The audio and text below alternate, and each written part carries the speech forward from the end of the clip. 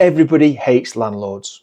Greedy, house hoarding, parasites that treat tenants rubbish and just hoard cash and sit on the beach. And do you know what? If I only read the headlines, I would probably think the same thing. But we've pulled the numbers, we've looked at official data, and I found out who the real villain of the housing crisis is. And they've been getting away with it for about 50 years. So in this video, we're going to do what we always do on this channel. We're going to look at data. We're going to try and take some emotion away. We'll take 3 of the biggest accusations that are thrown at landlords at the moment. And I can tell you, my comment section in my adverts and on this at times can be pretty brutal. I'm hoping there's loads of value in this one, and I'm hoping by point 4, the nasty landlord tag might just go. Either that, or we will create a bit of a storm. Full disclosure, if you've landed on this video and you don't really know who I am a landlord. I'm a landlord in Yorkshire. I've been in property for around 10 years. And of course, I'm gonna have some bias when I try and defend my own or people that I know that are good people that are landlords and create good products. However, as you should always do on the internet, don't take my word for everything. Don't say, if I was sat here saying landlords are great, on to the next one. We are going to look at some data. We're going to look at some numbers. Every number in this comes from the ONS, English Housing, local government stats, and you're more than welcome to go check them for yourself. And if you are thinking about getting into property and you're thinking decent people don't get into property and making money from vulnerable people, which is again a myth which we'll hopefully work on, hopefully this video helps you out and gets you started in property. And before we go into point 1, there are 2 things that I ask of you today. I have created a deal analyzer which helps you understand whether a deal and a property that you are looking at, if you think that you should get into property, is a deal.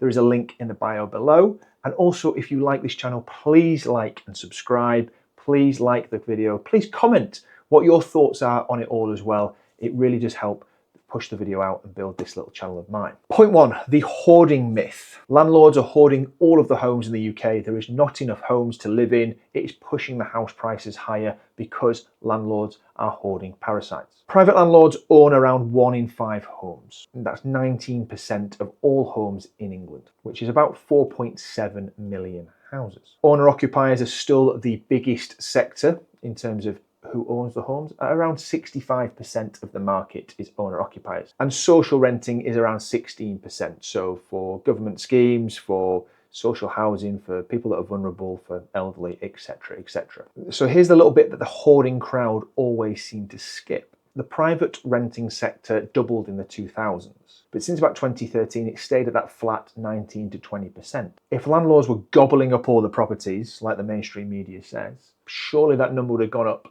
quite a lot since 2013, so it's certainly not the case. And if we think about the 19% and what that actually means, 1 in 5 families live in a privately rented house, which somebody has to own, fund, maintain, manage the legislation. So of those 4.7 million properties, there are landlords that are waking up quite regularly to stress about maintenance, stress about paying their bills and their mortgages, stress about running that business, the different legislation the government continues to bring in, and the different parts around tax. So if those 4.7 million landlords left the market tomorrow, where would all those people live? So there'd be probably, I don't know if there's 2 people to each house, I don't know, 10 million people, 2 houses. It's a lot of people. I know the argument that would come into the comments today, which would be, well, if landlords weren't there and landlords weren't hoarding the houses, people would buy.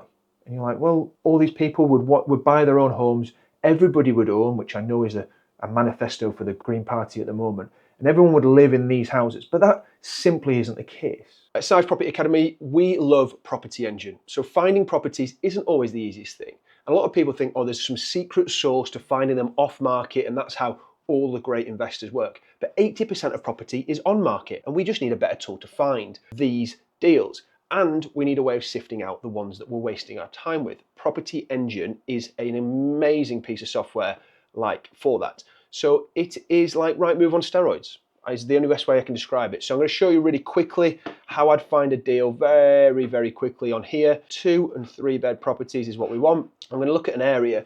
I'm going to go around not far from where I live, but Leeds. And what you can do, there's a million things you can do, a million things. But I'm just going to show you on this quick 1-minute video, you can do within travel time, within 15 minutes by car or by public transport. Let's even do that because it's a cool feature. 20 minutes by public transport. Save. If I save that, what you can see is it even pulls out little spots that you can get into Leeds on 20 minutes on the public transport. I'm going to just sort of zoom out a little bit, 30 minutes on there like that, look. So perfect, 30 minutes into Leeds by public transport. Let's do that. And obviously these are places you can get into Leeds by the train. So it's pulled out these cool spots. So I'm going to go 2 and 3 bed stock, which is what I always love doing. It has a AI filter on it, which means it looks at all the photos and finds the ones that need a bit of refurb and love and touching up. They're ones that we can find at discount. Incredible. So I'm going to put average on there already. I don't like flats. We don't touch flats at Size Property Academy. And on this YouTube channel, I have a video on why I don't touch flats. Please go find it. And as you can see, then I go asking price. There's a bit of a sweet spot, which I will talk to you about another day. We do 100 to 170. There's also other filters that I use. Back and reduced, I love. This means the sellers are interested in selling because they've reduced their property. It may have sold and come back on because 30% of sales in the UK fall out of bed. There's lots of reasons why. I won't go into it here, but let's have a little look at this 2-bed terraced house here in Leeds that's gone back on the market. It's clearly tired. It's not terrible, which we don't want terrible. Like, we don't want it falling down. It's tired. It's in Armley. I'm not too disappointed with that. I can then look at comparables so quickly. You can see how quickly we're able to do our work here. 110, 150. I would do this a little bit with a bit more due diligence on it. 87 square meters. I can see the size of the property.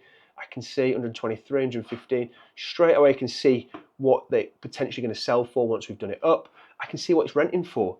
Look at those rents, absolutely crazy in around Leeds at the moment. But anything between 1,000 and 1,300, what the property is rented for. They've rented for a little bit less. That's interesting. So there's ones on the market, but they've rented for slightly less. So we're probably looking at about 1,000 quid, which would give us a really good yield in this spot. It tells us, look, it tells us the price, when they've reduced, when it was sold, when it was added back to the market, all the history that's happened with it in one spot really quickly as well. You can use their calculator. If you go for the premium version, you can add it to your pipeline, and then it gives you alerts when it comes on the market or when it's dropped in price. So if I look at my pipeline, I can look at what I'm interested in, ones that I've made offers on, and you can move it down the pipeline and follow up. It also then, if you're looking at 10 properties, gives you and lists out all of the numbers that you need to call the estate agents. It also then can help you, if you wanted to one day go view all them properties, it would map out your day, how long it'd take between each one.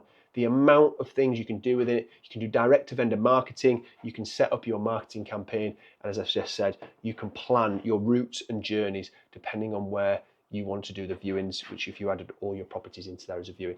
It's an incredible piece of kit. There is a link in the bio to go and sign up and use it. It's sweeties for anyone that's even mildly interested in property and wants to start looking and investing in property. And it doesn't just come down to affordability, it comes to choice, right? People that are renting, a lot of the time, it is a choice. It's not always an absolute like, oh, I can't afford to buy a house, I can't afford to get a mortgage, I've got to rent, I'm getting crippled, I'm getting crushed. Don't get me wrong, there are those stories, but there are people that choose to do it. There are people that have moved to an area recently that need to rent a home to work out whether they want to live there for a long period of time. There are people that have moved into an area to get a new job and they're settled in that area for a while and they don't know whether they're going to relocate their family or they're going to move to the area full time or the job's going to keep going. There are people on rotation. There are people that work in the NHS that rotate through hospitals 6 to 12 months at a time. There are people that are separated from their spouses that have to live somewhere as they go through a divorce or a separation and they need to be close to where their children are, where their children's school are, but they can't, they don't want to buy a house in that moment. Mortgage is something that you are tied to for a long period of time.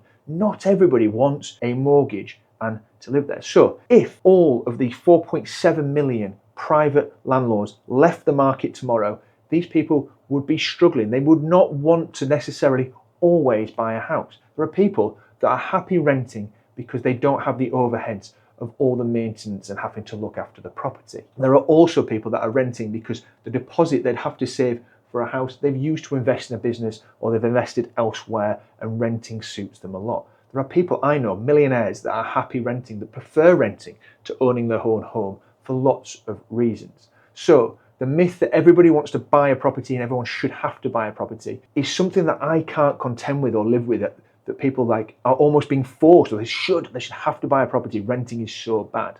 And if all these landlords left the market tomorrow, it wouldn't be a great state of affairs. Now, house prices have gone up, I will admit that, and to a point that isn't always affordable as well. And that is because of a housing shortage. But point two I'm going to make, the housing shortage isn't down to the 4.7 million homes owned by private landlords. The second villain, as always, is the government and how they are building homes. The government's target is to build 300,000 new homes per year. We're currently running at about 200,000 per year. And as I said in a previous video on a channel, we're actually getting worse at doing this. We're building less homes per year. In 23-24, we actually only built about 200,000 new homes. And in 2026, we are estimated to only build around 170,000 new homes. Centre for Cities reckon that Britain have a backlog of 4.3 million new homes. We need 4.3 million new homes to keep up with the demand that we have in the UK. If you sit that with that for a second, we are short of millions and millions of homes. So if we do some fag packet maths here, even with the 300,000 empty homes that I mentioned previously, that only fixes about 5% of the shortfall, which wouldn't really touch the sides. So the villain isn't the landlord with a 2-bed terrace in Barnsley. The villain is the government that isn't doing enough to build new homes and build them quicker. The housing crisis is a building problem. It's a labour shortage. It's a planning problem. If you ever try going through the planning system, it is impossible. We have only built on about 8% of Britain. There is plenty of space. I understand that there are heritage sites, there's green belt, there's farming, there's agriculture. However, there is still plenty of space to build lots of new homes. But landlords aren't the people that are creating the shortage that is increasing the house prices, which people are arguing makes it too unaffordable for people to live. The housing shortage will exist with and without it. And there's one more accusation that gets thrown at landlords a lot. But say it's easy money and you're profiteering off people living in your house. A basic necessity, a basic need. I have many arguments back to this, but let's just go through a couple. Firstly, let's have a little look at what easy money looks like to you and I. There are around 168 laws that landlords need to be aware of. There are over 400 pieces of legislation that you need to make sure that you don't fall foul of. And that is to let out one single property. Not a whole portfolio, not 5, not 10, not a whole block of flats. It is one property. All those laws and legislations need to be abided by. Before a tenant moves in, you need gas safety certificates, you need EICRs, you need ECRs, you need EPCs, you need right to rent checks. If you miss and don't do any of this work, it is up to £6,000 fines. There's the deposit protection schemes. If you don't put it in the right scheme in 30 days, there's a huge fine to be had there. Smoke and carbon monoxide alarms on every floor. If you even ventured into the HMO world, there's licensing and planning and all sorts of fire regulations there. That's just to open the doors. Then comes the actual job of finding and referencing the tenants, setting aside roughly 10% for rental voids and repairs. Because the boiler always dies at 11 PM on a bank holiday, you need some sort of cover for that. You've got insurance, accounting fees, agent management fees if you choose to go down that route. On a £1,200 a month let, management fees could be upwards of £2,500. And don't get me wrong, the risk is real. If you go and venture into new builds like I did, you could really get your fingers burnt. There was a block of flats that I tried building in Armley and lost over £100,000 in trying to do it through COVID. The risk is massive against the reward. And the honest caveat as well is there are bad landlords. There are bad people in any industry. In anything that we do in life, there are good people that do it well and there are bad people that do it badly and cut corners. Some of the rules and legislation and laws are in place for a reason and they should be there. They should be there to protect people and they should be there to look after people. But tarring every landlord with the same brush and saying that they're all bad landlords and greedy parasites is just wrong. How I look at it is a good landlord is a small business owner. They carry some of the legal and financial risk, but to provide a good product for a good customer, which is your tenant, and then they should be paid and rewarded for that. It is the simple principles of capitalism, and that is what works in the private rental sector in the UK, which means that you shouldn't hate on every small business owner and you shouldn't hate on every landlord. So let's put the two beliefs side by side. Landlords are the villains and the cause of the housing crisis. And let's look at a new one. A good landlord runs a regulated service that helps a tenant and helps a customer, and they run a good business because of it. And the next time somebody says that nasty landlords and landlords are all bad, refer them to this video and give them a few home truths about the stats that really matter. But if you do a good thing, you find a good property, you manage that property well and become a good landlord, you are part of the solution at times, not the problem. If you've enjoyed this video, please click like and subscribe, and I'll see you in the next one.